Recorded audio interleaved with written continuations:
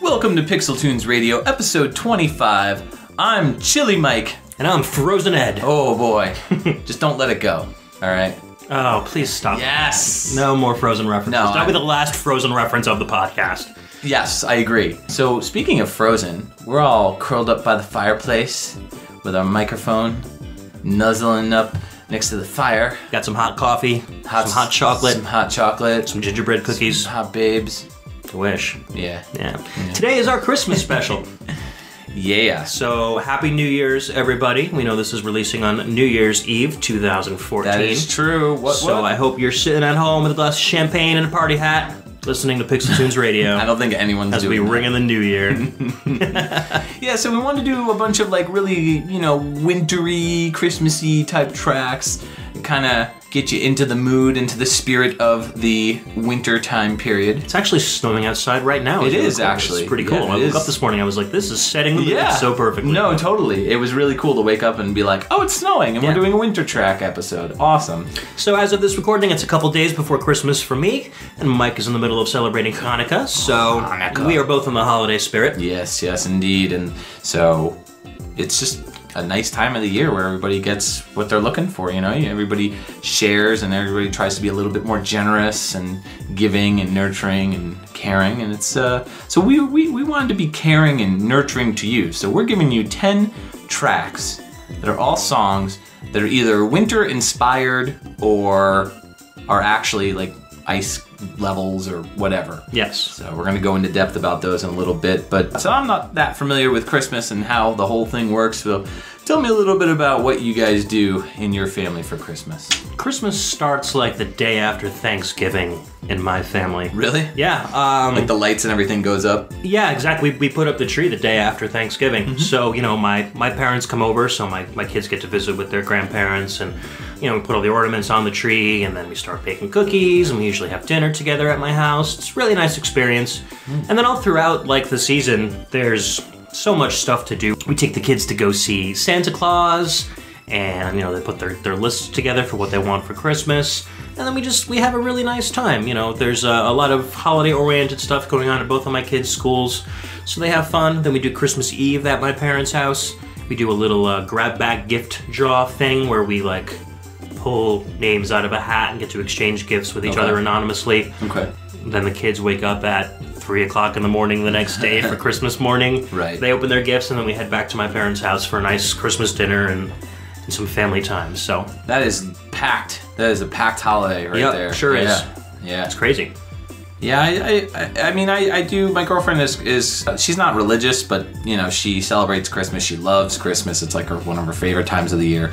So she's really big about celebrating and doing the gift thing and everything. So this is the first year that we've owned our own home. So we went out and we got a tree, and I put up my menorah, and everything's cool. As far as Hanukkah goes, it was always a really special time of the year for me because I always got games and systems and stuff, which was really cool. Same here. Yeah. Not for Hanukkah, but you know what I mean. Yeah. But yeah, it was always a lot of fun to get gifts. So the way that Hanukkah works is each night, so you start with the menorah, you start on the right side, and you light the middle candle, and then you say the prayer, and you then light the first candle on the right, and then it goes from right to left until you have a full menorah by the 8th day or 8th evening. And so at that point in time, everybody does different things for gifts, but at that point in time you should have had all your gifts. So when it comes to each night, when you get older, you don't get as many gifts. So like I used to, when I was a kid, get a gift every night, and usually I would get 2 gifts on the first night and then 1 gift, or 2 gifts on the first night, 2 gifts on the last night. That's cool. So I would get like 12 gifts, and everybody was always jealous. They'd be like, oh, that's stupid, why do you got to get so many gifts? And I'm like, hey, it's not my choice. True. That's what my parents did. My mother was Christian and my father was Jewish. So he raised us as Jews, me and my brother. Hanukkah, it's not really like a super crazy religious holiday, so to speak. It's not up there with like Rosh Hashanah and Yom Kippur. Yeah. Last year was really cool because Hanukkah isn't the same time of year every year, so it's not the 25th or whatever every year.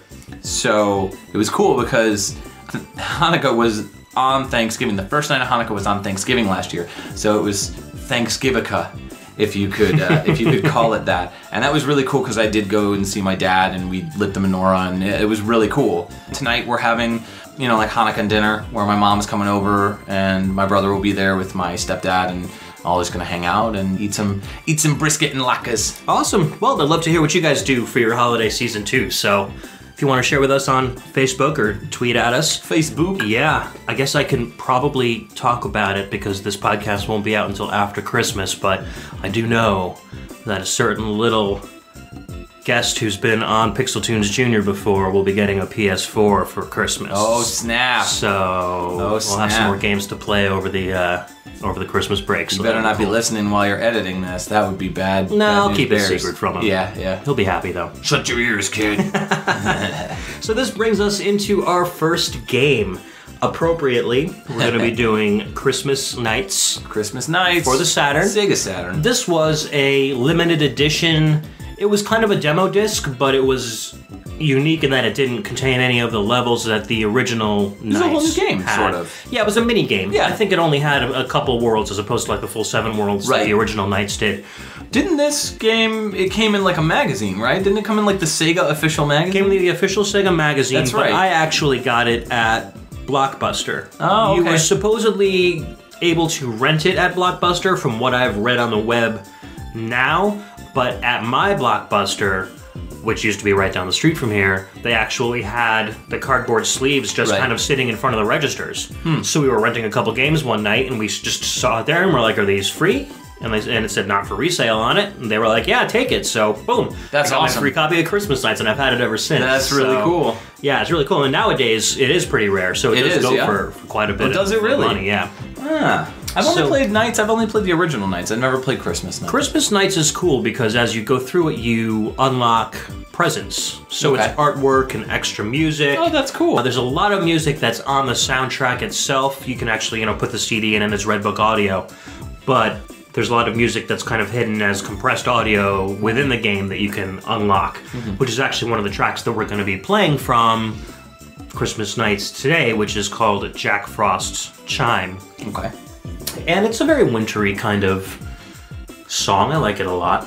So in case you haven't played Nights, it's about like a jester who visits kids in their dreams, and dream orbs get taken, and the plot's kind of vague. That's not vague, but it doesn't make too much sense in the scope of the game. Basically, the kids are trying to get back from Dreamland, and so they can partner up with Nights, and he gathers energy to destroy the evil that's taking over the dreams and such. You notice there's a pattern of kids trying to escape from Dreamland?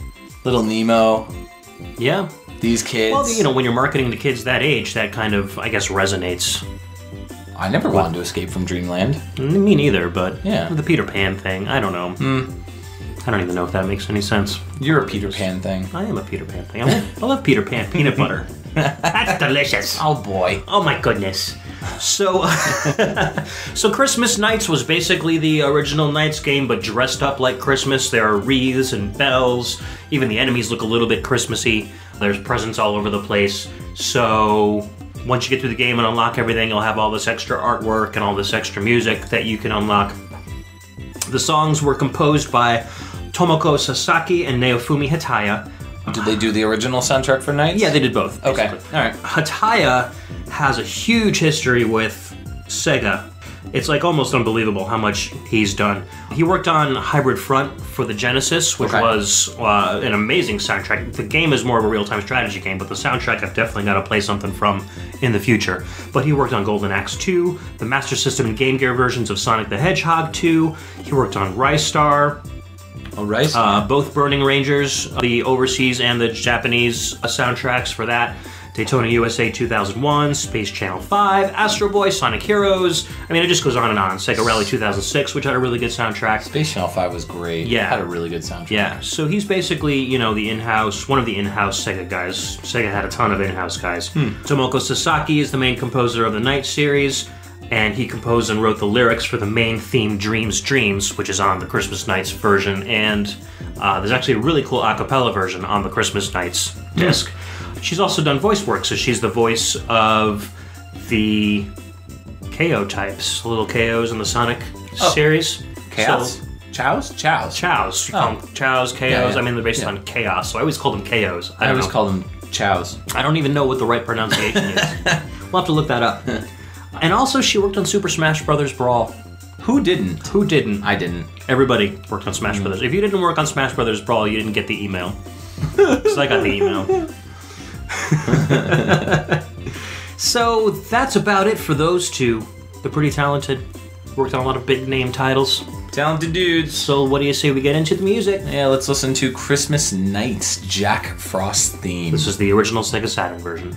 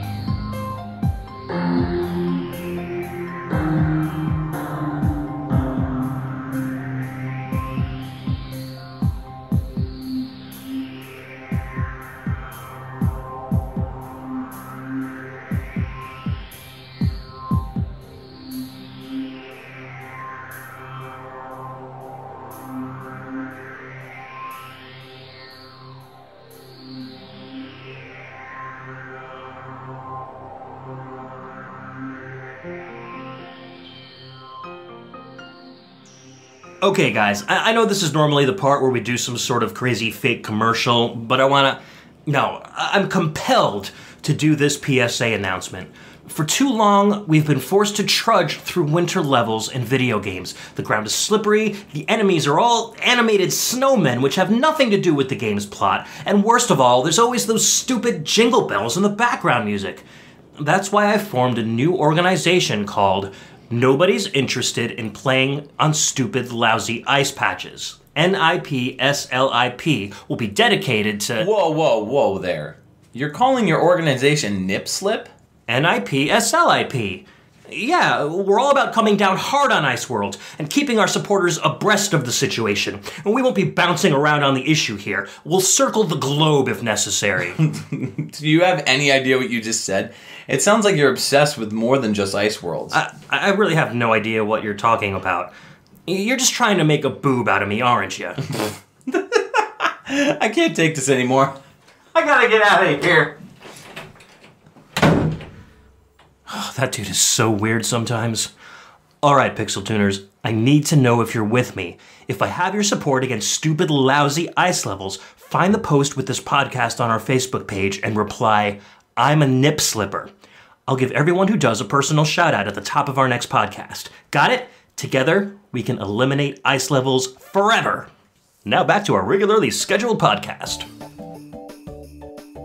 Welcome back. That was Metroid Prime, and that track was called Phendrana Drifts. This was a series I never really got into. Yeah, you're not a big Metroid dude. I am a huge Metroid fan. I like the 2D Metroids. Okay. I have played through the original Metroid and Metroid 2 on the Game Boy and Super Metroid, but as soon as they went Prime, I kind of fell off the bandwagon. Yeah. I'm just not a big first-person person. I'm not a big first-person guy either. One of the reasons why I really got into this is it's so deep, and it's a very dark take on the series. The series has always been very dark. Yeah. But what I really like about Metroid Prime is it's a very in-depth game, is what I'm trying to say. There's a lot of discovery, which the series has been known for. But I think with Prime, it just took it to another level. And when you first start playing the game, you're playing, of course, again as Samus Aran. Her spaceship lands on this, I guess you could say, like frigate or brigade or whatever you want to call it. Just basically this space pirate ship that is essentially on its way out. So it ends up blowing up. You run out, you get knocked out, you lose all your items, and you jump on the ship and you blast off, and you end up landing on this planet. I think it's called Talon 4 if I recall. I can't remember. It's been a really long time since I played through the whole thing. I always start it, and then I'm like, Man, so the gameplay-wise, I mean, it's basically like you see through Samus's helmet. Yeah, it's first person, so you're seeing through Samus's visor, and you're going through the game, collecting your power-ups and reclaiming all your special abilities back. And so it's really cool. It's a lot of fun. The platforming is excellent. It's very challenging, but at the same time, it's very rewarding at the same time. So this game track takes place when you enter, I guess you could say, the ice world or the ice part of the game. There's snow everywhere. It's snowing out. It's gorgeous. This game came out in wintertime too. So it came out right before the big holiday season of I think it was 2002, 2003. And I remember hanging out at my friend's apartment playing this game and getting to this part, and we'll be talking about a game a little bit later on that I have a really deep connection with as well. And same thing, anytime I play a game that I get in the wintertime and there's a snow world or a snow level, it just makes it that much more memorable because it's snowing outside, there's snow outside, and then I look and I'm playing the game and there's snow on the ground in the game, and I'm just like, oh man, it's like the same world, it's weird. I have this weird connection with certain games that have wintry tracks or wintry levels. And so this song has a very floaty atmosphere to it. There's a lot of wintry feelings to it. The composers Kenji Yamamoto and Koichi Kiyuma both really nailed the winter vibe, I guess you could say. Yeah, definitely. It feels very desolate. Yeah. Kind of wispy and ethereal almost. Yeah. And so I really enjoy this track. It's really well done. There's a lot of instrumentation in there that you wouldn't normally hear in a Metroid song. A lot of wispiness, like there's, I don't even know what instrument it would be, but the high synths that kind of go, it's like a piano run arpeggio going through the top. Right, but it's very like subtle. So yeah, it's a good song.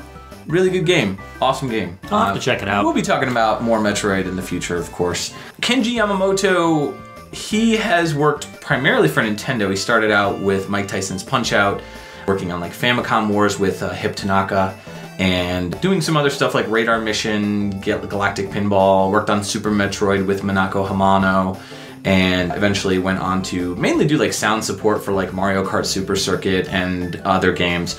He was the sound designer on Metroid Fusion, and of course Metroid Prime 2 Echoes, and he's worked on a lot of Metroid stuff. Yeah, and he's had a very consistent career with Nintendo too. I mean, he started off as early as 1987, and almost every year, with only a couple breaks in between, he's had at least, you know, something come out that he's worked on all the way up until 2014. So everywhere from Mike Tyson's Punch-Out all the way up to Smash Brothers for Wii U, he's had something come out through Nintendo. So mostly as a sound designer or sound support person, he wasn't necessarily a composer of everything. But, you know, there's a lot of Metroid in there, he did Donkey Kong Country Returns, and he was the music supervisor for Donkey Kong Country Tropical Freeze, and then he also worked on Advance Wars Dual Strike, which has a really, really good soundtrack. Now, Donkey Kong Country Tropical Freeze we talked about in the David Wise podcast. Now, who is the composer of our next track? That would be Mr. David Wise. Oh, really? So I hope you guys enjoyed our David Wise episode. If you haven't heard it, go back and take a listen, because there's a lot of phenomenal stuff in there. We're going to do another David Wise block, because when you think about winter tracks and winter music, Dave Wise does some of the best wintry tracks out there. Very true, very true. So we're going to go back to episode 1 again, and our first track we ever played on PixelTunes Radio. This is stage 2 from Battletoads Arcade. We originally played stage 1. Now, Battletoads Arcade came out in 1994. It was the last ever Battletoads release. Right. As of this recording, we do know that Microsoft has reopened the copyright for Battletoads, so we'll see where that leads.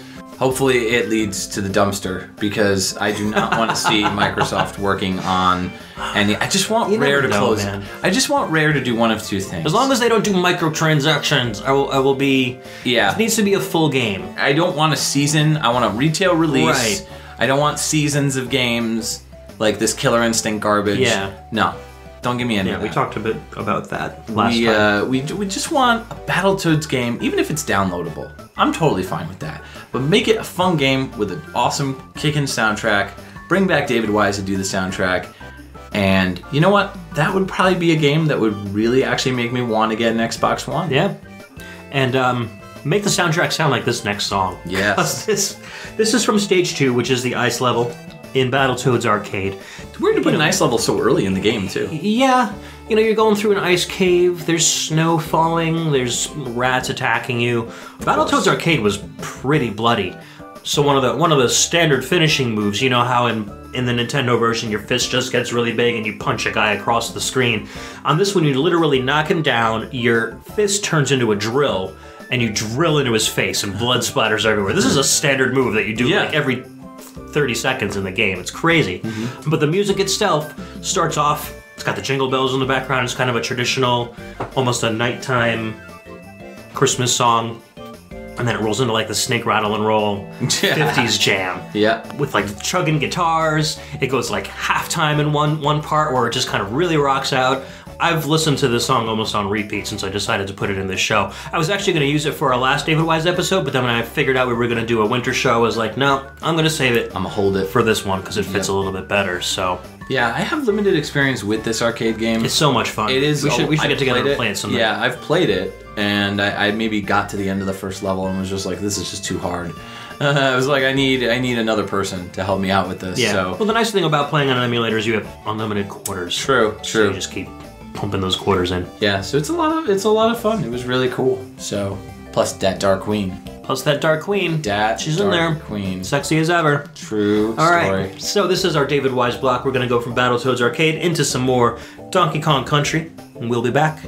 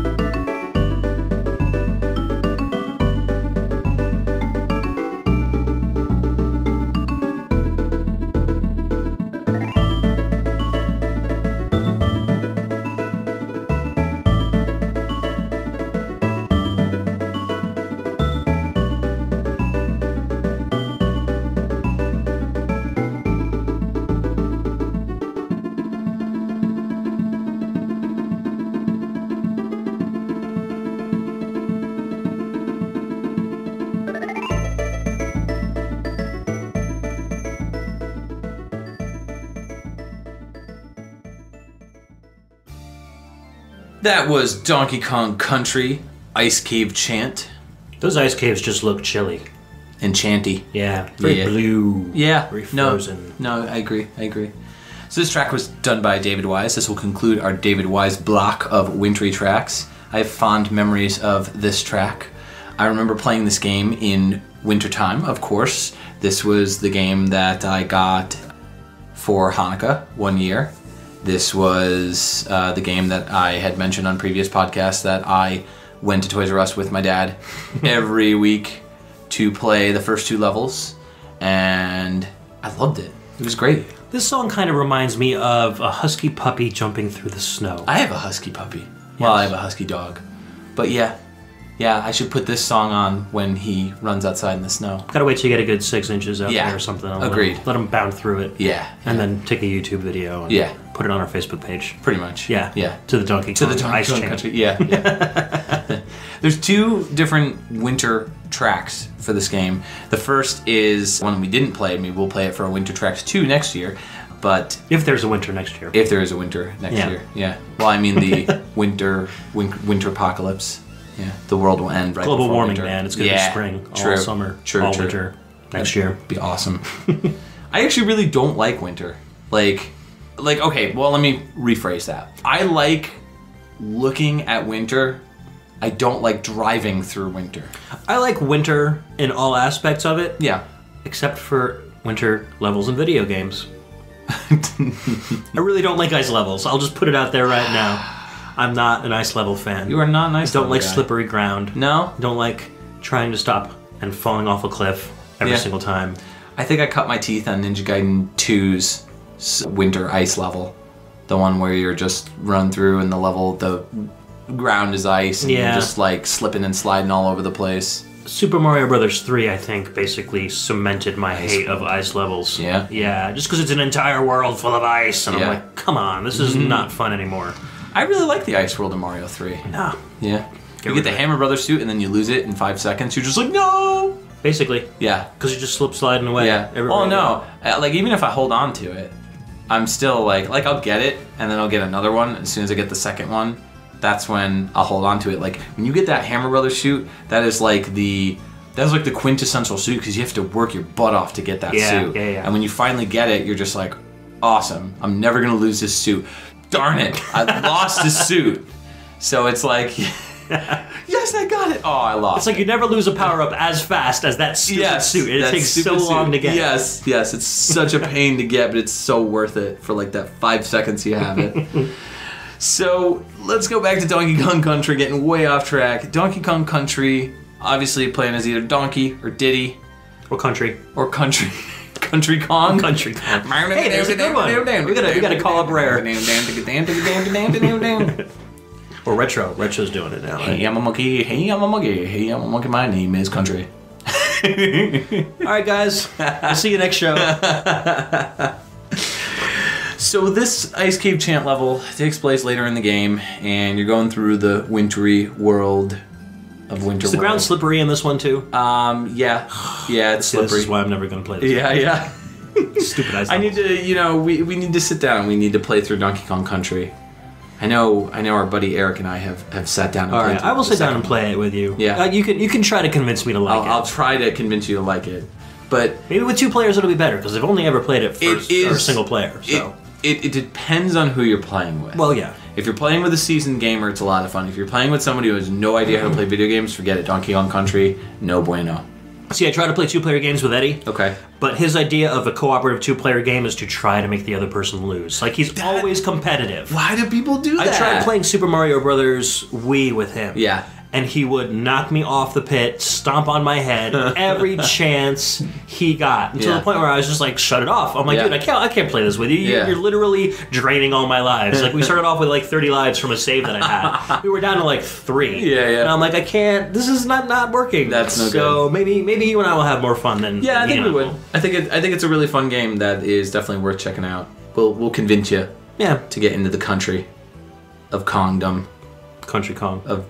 It's a new character, man. Conky Dong. Somebody needs to draw some fan art of Country Kong. And he'll be our new mascot. Yes. Country Kong. Country Kong. He has to have a banjo. It's just Lanky Kong and straw in his mouth. It's just Lanky Kong with straw in his mouth and a banjo.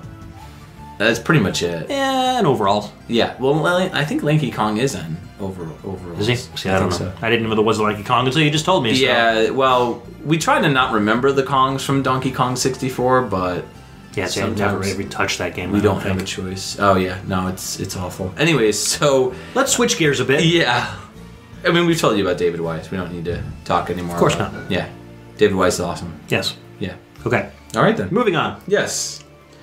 The next track is from Mega Man and Bass, or Rockman and Forte if you're nasty. Correct. And this is the Super Nintendo version of the song. It's a song called Cold Man's Theme. It's not a very wintry song though, although the level is definitely wintry. I remember listening to this in wintertime, and so therefore for me it's inseparable for winter. It doesn't tracks. have the tropes of a wintry song. It doesn't have the jingle bells and the right. But because I haven't played this game, I don't make that association. But I'm assuming if you played Mega Man and Bass and associated this song with Cold Man's level, then yes, you would consider it a winter song. It's funny because I didn't play this game until years later. So this game started out as a Super Nintendo game that came out very late in the Super Nintendo's life cycle.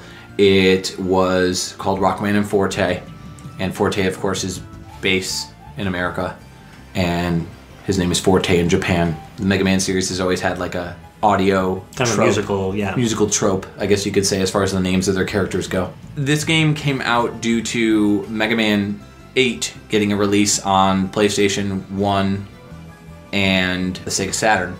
And they were kind of like, well, Super Nintendo still has a really huge fan base. Let's come out with something. So they came out with Mega Man and Bass, or Rockman and Forte. It's a really fun game. So was it actually called Rockman and Forte in the U.S.? In the U.S. it was... So in the U.S. it never released. Okay. It never came out in the U.S. The Game Boy Advance port came out in the U.S. and that was called Mega Man and Bass. Oh, okay. That's where So technically this track is from Rockman and Forte. Everyone calls it Mega Man and Bass in America. Yeah, so makes sense. In the United States at least. And I believe in Europe too. So, but this is the Super Nintendo version. We actually got into a bit of a debate as far as which one to pick.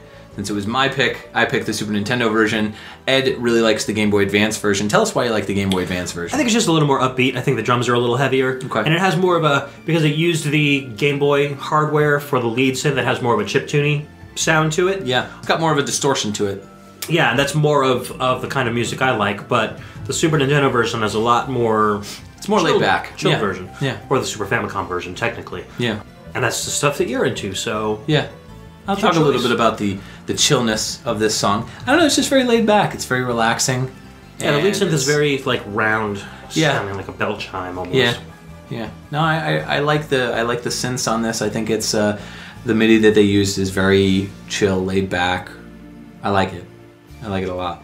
The tracks were composed by Akari Kaida, Kiri-Kiri-chan, and Naoshi Mizuta. Can you tell us anything about those composers? Yeah. Akari Kaida was a Capcom composer, mainly. She has worked on Night Warriors, Darkstalkers Revenge, Street Fighter Alpha. She did some stuff for Breath of Fire 3. She worked on Dino Crisis, Mega Man Battle Network, most of the, actually, Mega Man Battle Network. She did Mega Man Battle Network, Rockman EXE 4.5, Mega Man Battle Network 5. She worked on Okami on the Wii, which was an excellent game. And she worked on Mega Man 10. She did the Blade Man stage in Mega Man 10. Worked on Okami, so she worked on the PS2 version of Okami, which then got ported to the Wii, you mean? Right? Correct. Yeah. Correct. So we'll go back and Okami for the PS2. Right. Which was an excellent game. Yeah, yeah. And then she also did some of the arrangements for Super Smash Bros. For Wii U. Shocker! Well, we should talk at least a little bit about Super Smash Bros.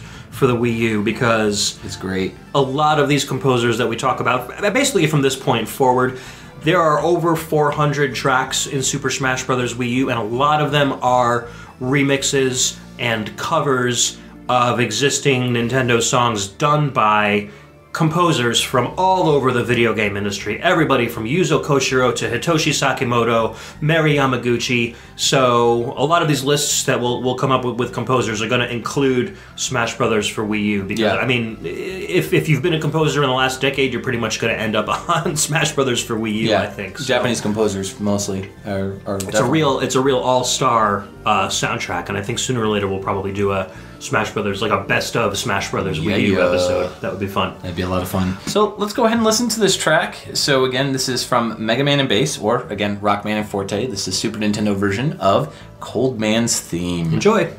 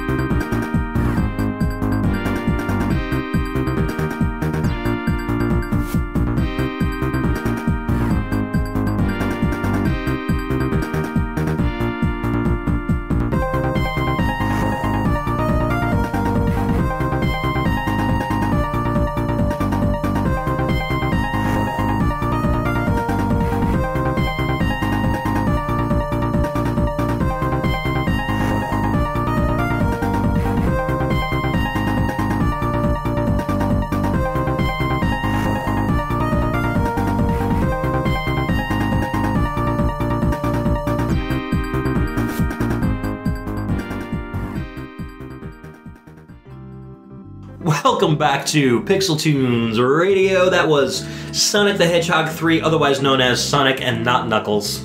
That's true. Sonic Sans Knuckles. Sonic Sans Knuckles. Like, you can kind of easily tell in Sonic 3 that Knuckles was just ripped out of it and then added back in. He was like the world's first DLC.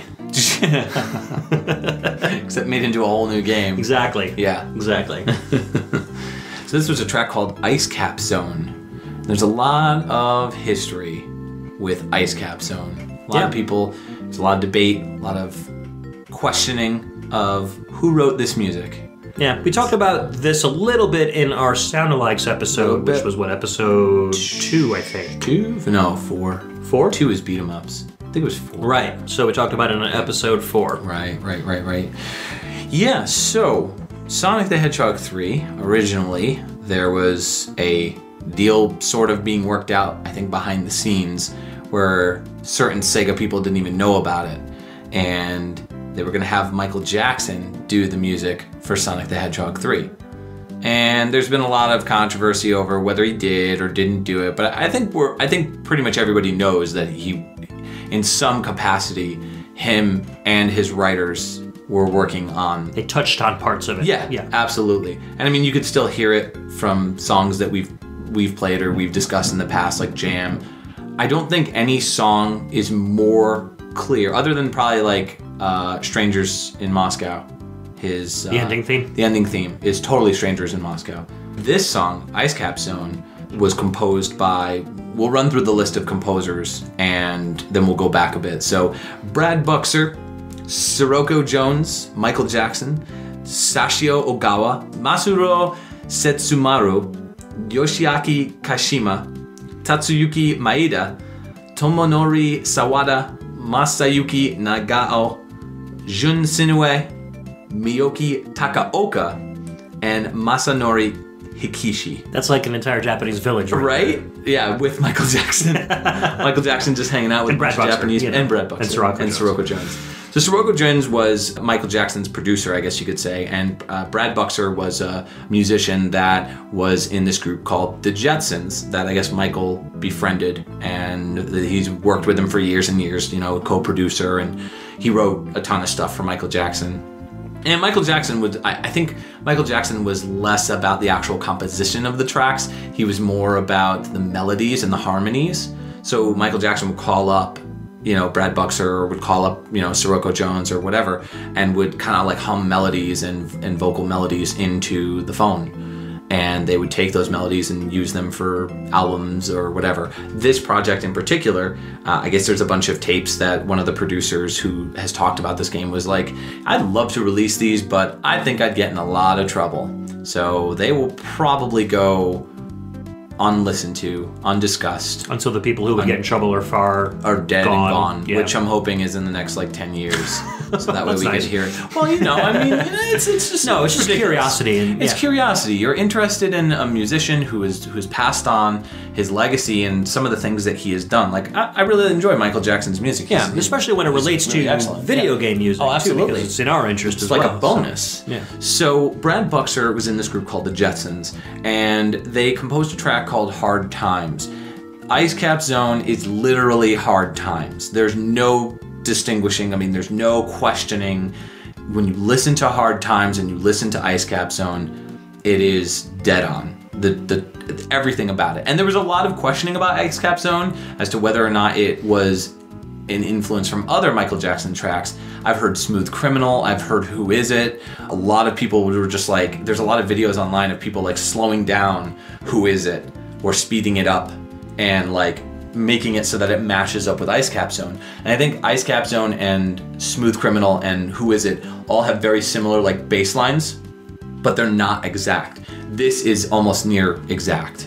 So there's no denying it. So we'll post a link to the Jetsons' Hard Times because obviously we can't post it here. I'll post some mashup stuff. We'll get that up on the Facebook page for you guys to check out. It's really cool, interesting stuff to listen to and be like, wow, this is literally a song that came out. The reason why this was very much undiscovered or untalked about is because Hard Times was recently released, I believe it was in 2013, on a special, I guess you could say, B-sides album from the Jetsons. So Brad Buxer was like, hey, let's put out, this track. And I think he kind of did it to kind of like tell those Sega fans and those Sonic fans, like, hey, just a heads up, it's true. Like Michael Jackson and we all worked on the music for Sonic 3. So it's really cool. That is kind of neat. Yeah. And I guess, if you're composing music and you're composing that much music, you're going to have stuff that's going to sound alike at some point. I mean, he wrote the song. The dude wrote the song. Well, I'm talking more on the lines of like Billie Jean or Smooth Criminal or the other songs that do match up. Having identical composers, they're going to use the same rhythms and the same melodies sometimes. True. So it probably just goes to show more that those same individuals worked on those tracks, not necessarily that they have to match up or were directly influenced by I don't think he wrote Ice Cap Zone with the theory that this is some big conspiracy. That it was some conspiracy. Yeah. But I think because it was released on this disc that came out in like 2013 that nobody had ever heard before. I mean, nobody talked about it. It wasn't until somebody discovered the track, threw it up online, and was like, oh my God, this is Ice Cap Zone. Yeah. And everyone was like, wow, like holy crap, this is Ice Cap Zone. Yeah. Wow. So it's cool. It's interesting. I really love like that aspect of the controversy behind it and discovering that it's true. It's kind of like the whole Atari thing with E.T. and the whole like, were there cartridges buried in the desert? And then you find out it's real and you're like, oh my God, that's so crazy. Yeah. So speaking of composers which had careers also in popular music, we're moving on to Crash Bandicoot 2 for PlayStation 1. That is true. This one is called Snow Go, Snow Biz, Cold Hard Crash. And Snow Biz is B-I-Z. How else would you spell biz? I don't know, like business, like B-U-S-I-N-E-S-S. Yeah, but that's usually abbreviated as B-I-Z. Yeah, it's showbiz. Yeah. Snow Go, Snow Biz, Cold Hard. That's a tongue twister, man. Snow Go, Snow Biz, Cold Hard Crash. Say that 3 times fast. Snow Biz, Snow Go, Bogo, Bogo, buy one, get one. Buy one, get one. Buy one, get one, Cold Hard Crash. So this was done by a group of music creators, and they called themselves Mutato Musica. Yes. Can you tell me a little bit about those guys? Yeah, they're a music production company. Mark Mothersbaugh, who was Devo's co-founder. Right. We talked about him a little bit on PixelTunes Jr. He founded this company. And so he and roughly a dozen other people got together and started using their musical talents towards compositions in movies, television, and video games. So one of the games that they worked on, actually 3 of the games they worked on were Crash Bandicoot 1, 2, and 3. Right. Now you might recognize Mark Mothersbaugh from Devo, as well as he's, on the internet he's pretty popular for doing the title theme music for Rugrats. Yeah. Everybody seems to know that he did. Yeah, I don't know why I know that. I think it's just because it was always in the credits and you would hear it and you'd be like, that's very Devo-ish. Yeah. Yeah, and because, I think people grew up with that show, so, they just kind of, somebody famous actually made that music. Yeah. We talked about him on PixelTunes Jr. when we played the Boombox Crash Party. That's right. Boombox Bash Party. Steven Spielberg game, right? Right. And Mark Mothersbaugh did the music for that as well. Mm-hmm. So Mutato Musica has also done soundtracks for movies like 21 Jump Street. They did Rushmore, 200 Cigarettes. They did the Rugrats movie, of course. Of course. You're gonna do that. Makes sense. Happy Gilmore, a whole bunch of other stuff for television. They've done stuff like Dawson's Creek, Pee-wee's Playhouse, Beakman's World. Beakman's World. Yeah. Sliders, which was a fun little sci-fi show. Sliders, I used to like that one. And stuff like Regular Show.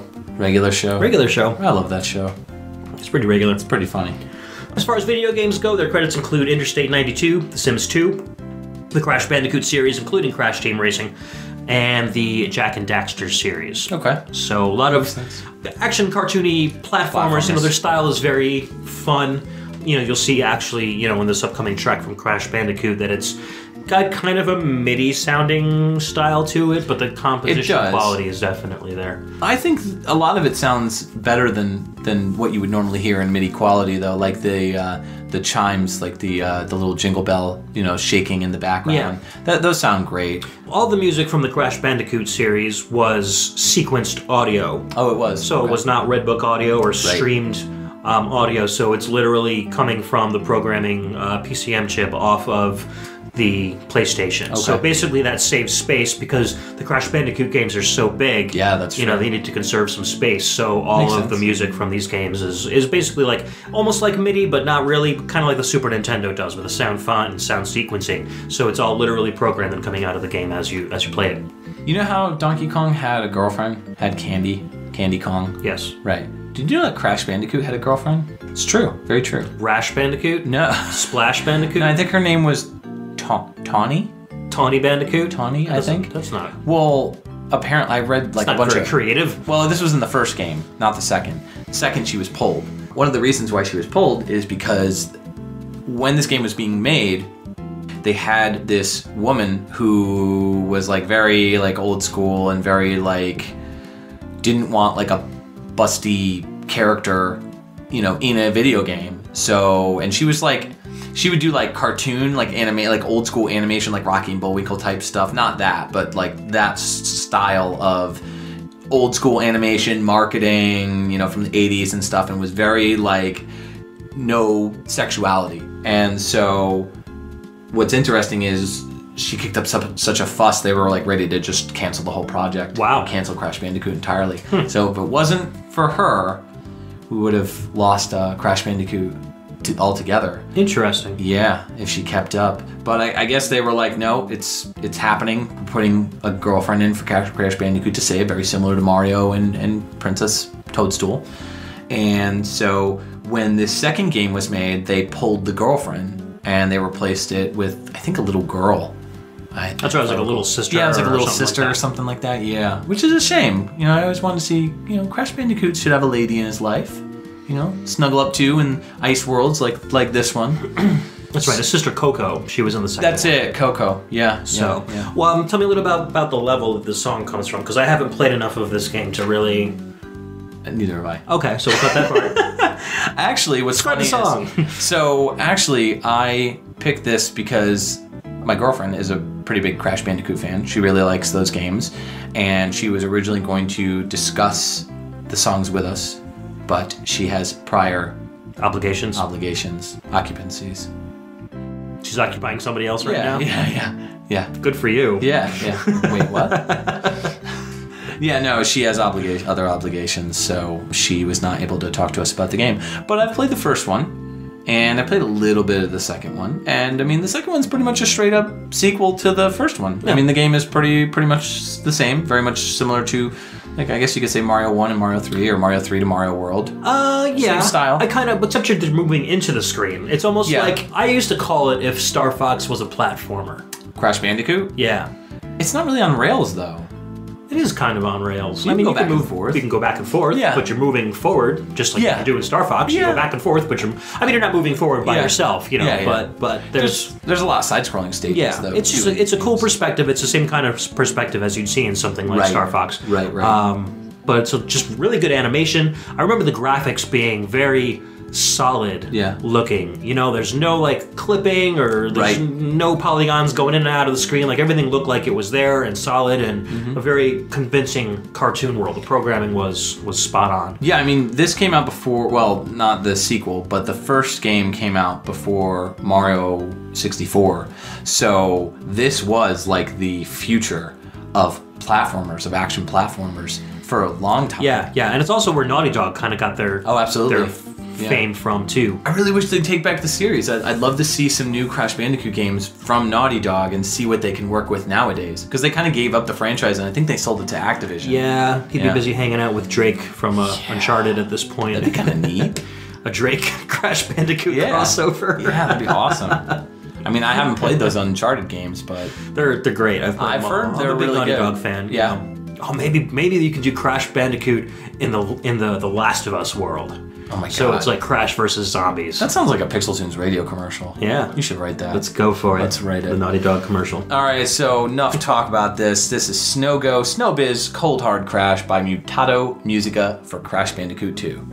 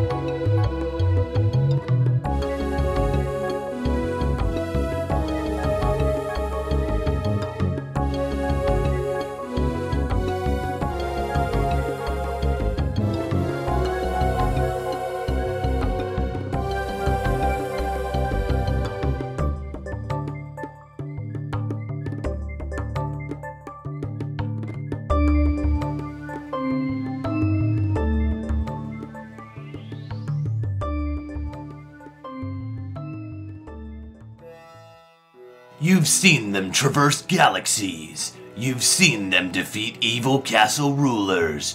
You've even seen them take back the throne and stop the invasion of Brooklyn. Now, the Super Mario Brothers are escaping from Ice World. Mario, Luigi, we need to take over Ice World. Someone named Wart has reclaimed Bowser's throne and wants to coat Brooklyn in frozen vegetables. We need to stop him. Actually, that doesn't sound so bad. Luigi, how many times I gotta tell you, turnips taste terrible. Oh, come on, Mario, give it a chance.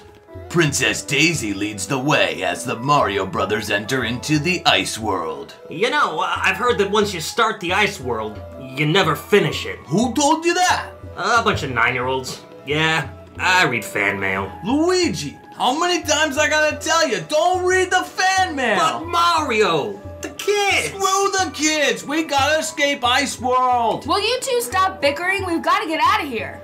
Coming in winter 20XX to all major theater chains. We're so sorry.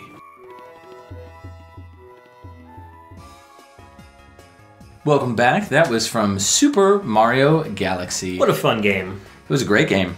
Loved it. That was the Freeze Flame Galaxy theme. Yes. And that was the ice part of the Freeze Flame Galaxy. Or the ice part of the Freeze Flame. It's such a, like a tongue twister kind of thing. Freeze Flame Freeze Frame Gathering? Freeze Frame Gathering? Oh, Freeze Frame Galaxy. All right, I'm gonna flip this table again pretty soon. We both played this game. Yeah. Yeah, I've played both games all the way through. Yeah, I've only played Galaxy 1. And it's a lot of fun. Yeah, it's a good game. The Freeze Flame Galaxy are like a series of planets that are both, they're like polar opposites. So freezing hot and freezing cold. Freezing hot. Freezing hot. Freezing hot. And burning cold. Yes. Right. Exactly. Yes. Literally, that's kind of how it is. Yeah. But there's a nice little, combination between the two where you can use fire to melt the ice and ice to neutralize the fire, and et cetera, et cetera. I think this is probably the only set of ice levels I really like in a game because of the ice skating mechanic. With the penguin, right? Or is that well, there are definitely, there's a whole bunch of different parts in the Freeze Flame Galaxy where there are frozen lakes or lakes that you can freeze. Yeah. And then when you step on them, you just start ice skating around and you can do little twirls and triple jumps, and you jump higher on the third jump like usual. So that was always a lot of fun because there's no like slipping and sliding off of cliffs, which is what I really hate. It's just kind of a continuous kinetic energy kind of deal where you can control like your glide and stuff. Like, it feels very realistic when you're skating around. Yeah. So really enjoyed this one. The music is fantastic. It was composed by Mahito Yokota. We talked a little bit about him on the PixelTunes Jr. episode. He's done stuff like Win Back for the N64, Mario 3D Land. He did Mario Galaxy 2 as well as the original one. Did sound support for Mario Kart 8, and did the recently released Captain Toad Treasure Tracker. Okay. Have you played that one yet? No, I have not.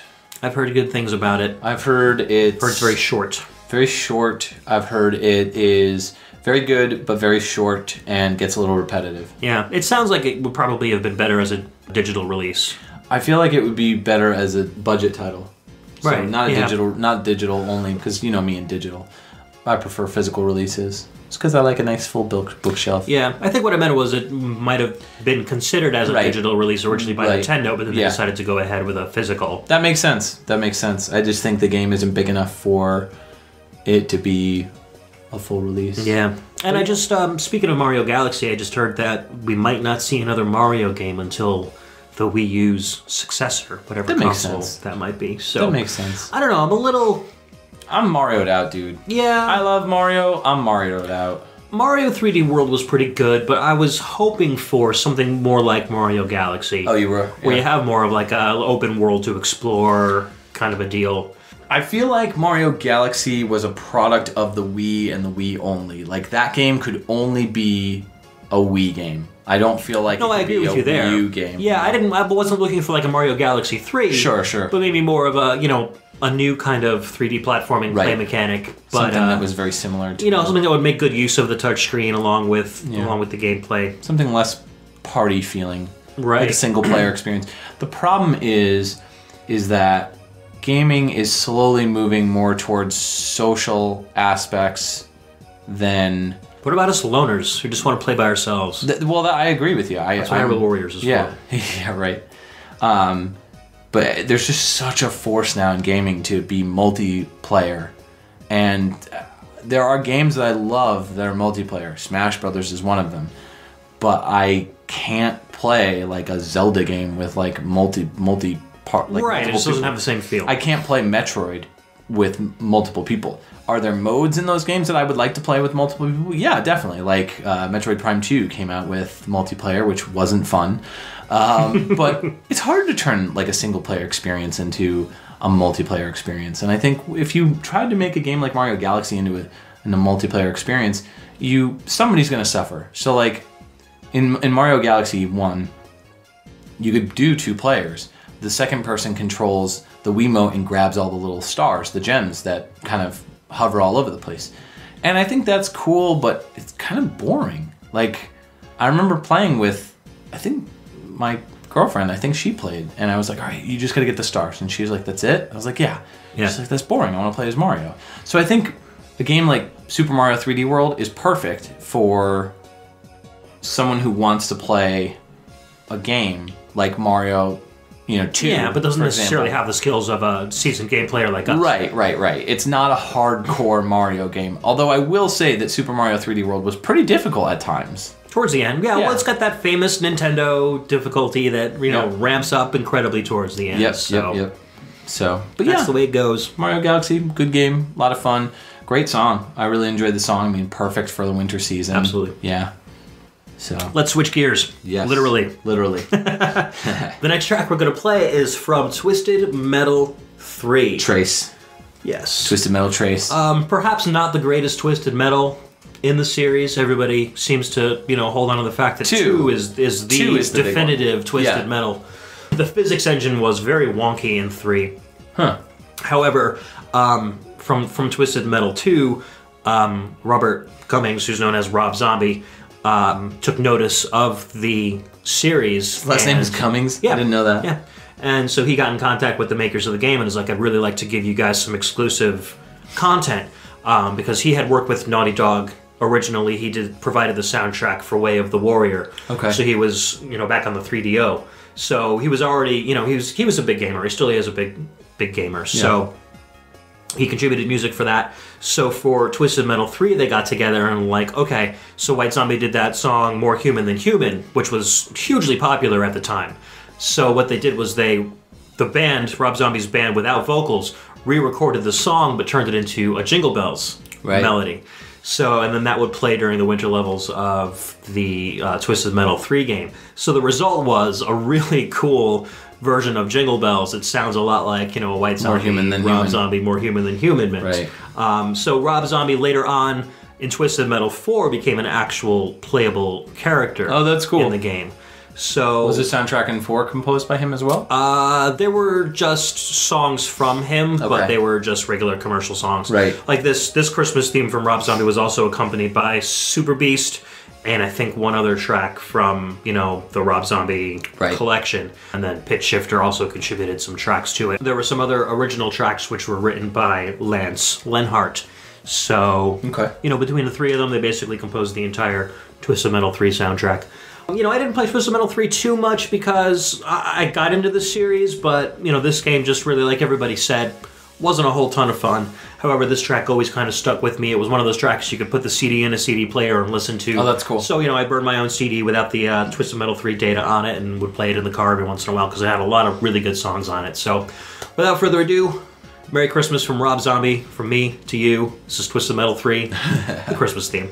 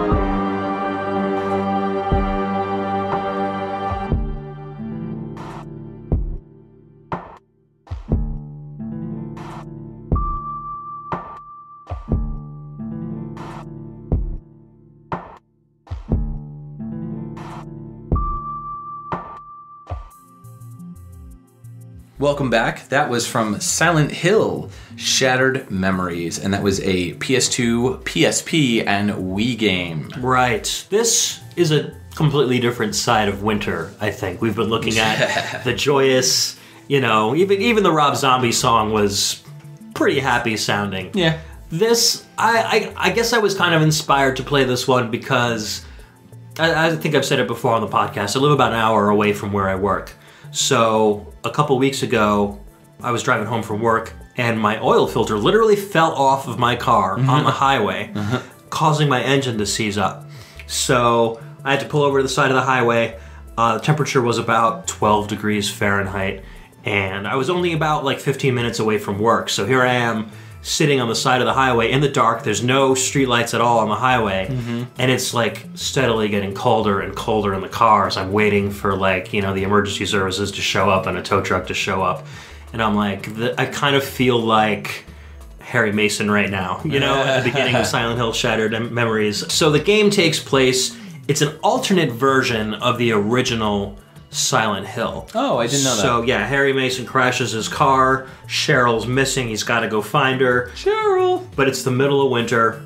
I played, personally, the Wii version because that's kind of the definitive version. That is the definitive version. It was designed for the Wii. It was designed as a first-person or over-the-shoulder game, depending on what mode you're in. Very similar, like Resident Evil 4 style. Right, and then you can use your Wii remote as the flashlight because sometimes you're in literal pitch darkness. That's cool. Everything is cold. There's no heat anywhere. Everything is frozen over.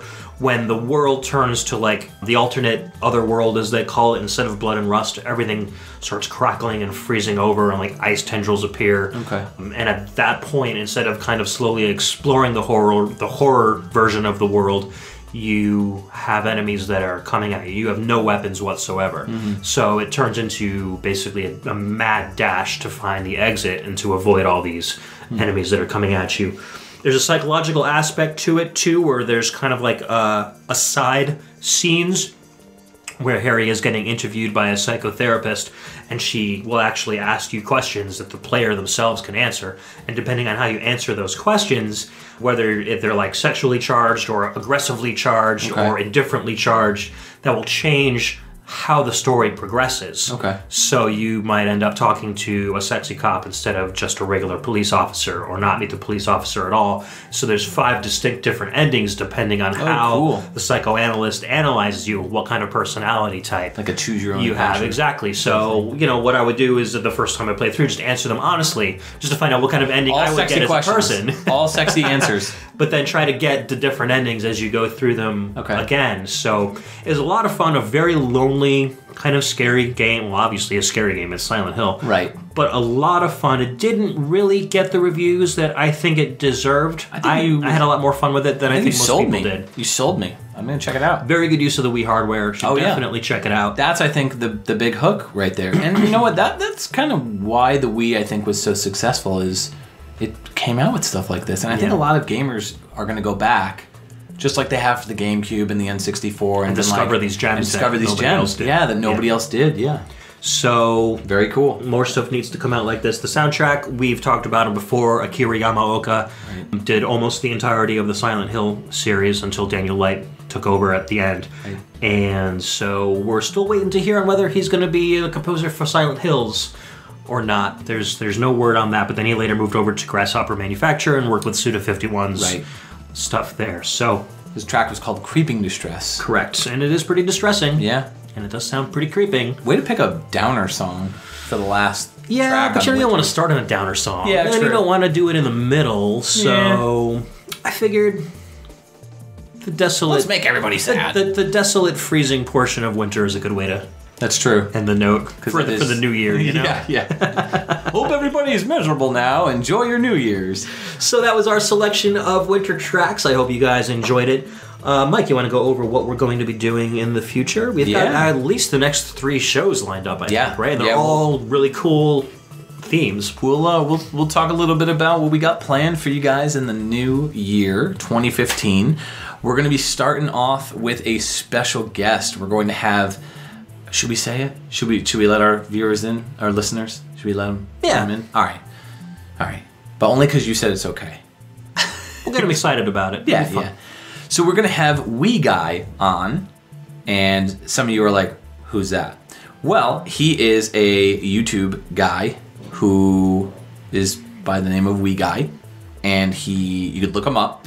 He takes NES tracks and stylizes them to a specific style, puts some heavy reverb on it, and kind of makes it sound different than what you may be used to hearing. So it makes it sound more cinematic, I think you would say. Yeah, I think, if you search for video game music on YouTube and you're searching for NES soundtracks You're on gonna YouTube, get his you basically stuff. get a Wee Guy, soundtrack. That's totally true. I think his user channel or his username on YouTube is WeeGuy309.